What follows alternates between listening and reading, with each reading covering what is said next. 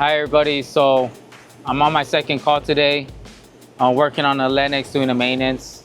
So we've been here before. So basically right now I have my sensors inside taking temperature, static pressure. I have my refrigerant probes out here. I'm grabbing all this information through my phone. You can see that's the refrigerant levels. Then I got my temperature difference inside. Then my static pressure. So basically, and then I have all my readings already that I took out here and inside recorded. So this is where we take it down and we make it to a PDF file. So basically, first time I came out here, they had a dead capacitor. So we went ahead and upgraded their capacitor and also gave them a hard start kit.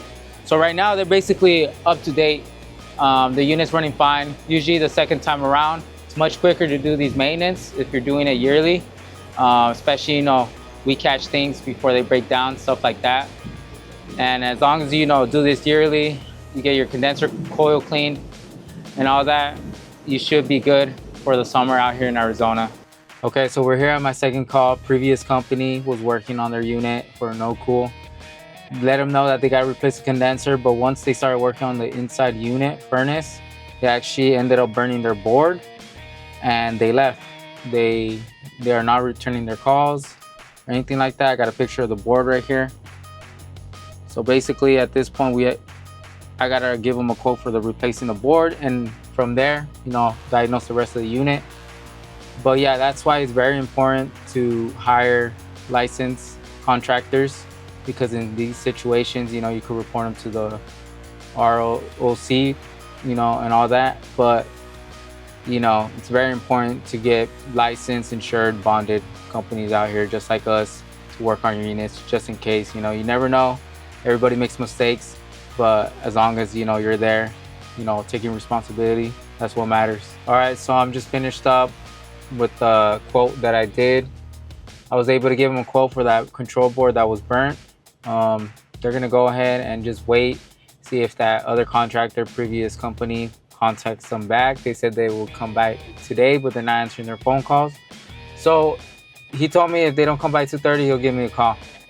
So yeah, now I'm on to the next maintenance call, and then we're just gonna go ahead and keep at it.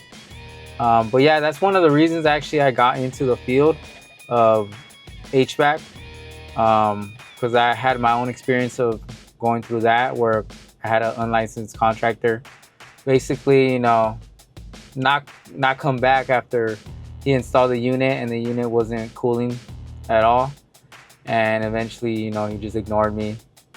And after that, I just got into it because I felt like it's good thing to know, work on your own AC and basically help out others, be honest and truthful and not let this happen to like everybody, because just like anything, there's shady practices and stuff like that. Just like in any field, any company, they're not all the same, but that's why always go with a licensed contractor and an honest one for sure. So yeah, this is basically a typical day doing maintenance. All these units usually have 3 to 4 calls a day. Sometimes here and there I'll do like some service repairs, like compressor change out, blower motors, stuff like that, condenser fan motors. Most common issue out here in the summer, capacitors out in the condenser, or the fan motor condenser right here.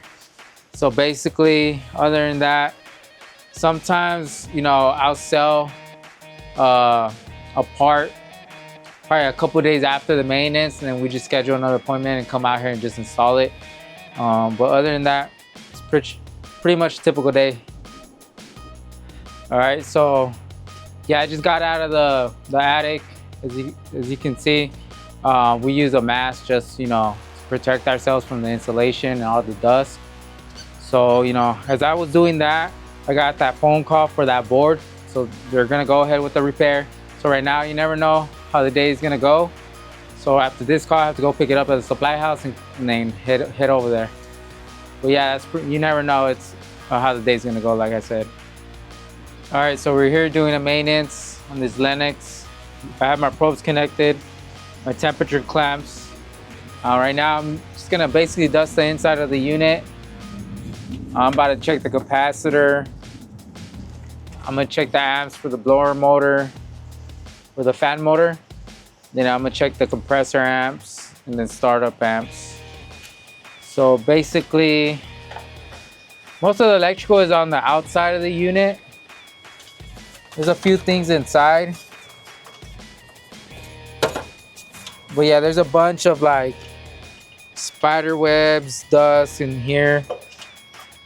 So every time in our maintenance, and I'll probably put a zip tie around all these wires. Then I'm gonna check the shaft bearing on this fan motor.